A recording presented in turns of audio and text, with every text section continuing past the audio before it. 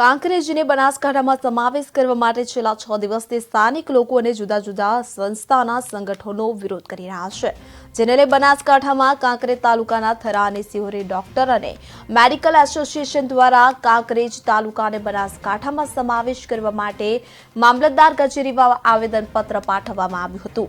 તેમના મતે સરકાર તેમની આ વાત પર જલ્દીથી નિર્ણય લે તે જરૂરી છે। કાંકરેજની પ્રજાના હિત માટે કાંકરેજની જે લાગણી છે એ લાગણી પછાડવા માટે અમે આજે મામલતદારશ્રીને આવેદનપત્ર આપ્યું છે। મામલતદારશ્રીએ અમને હૈયાધારણા આપી છે કે હું તમારી લાગણી સરકારશ્રી પહોંચાડીશ અને બનતે એટલું અમે ઘટતું કરવાની કોશિશ।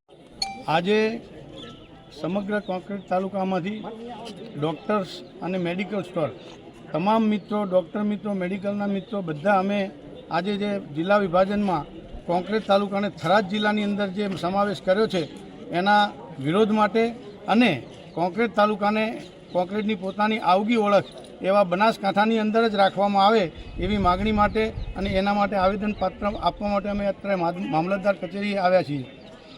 કાંકરેજની પ્રજાના હિત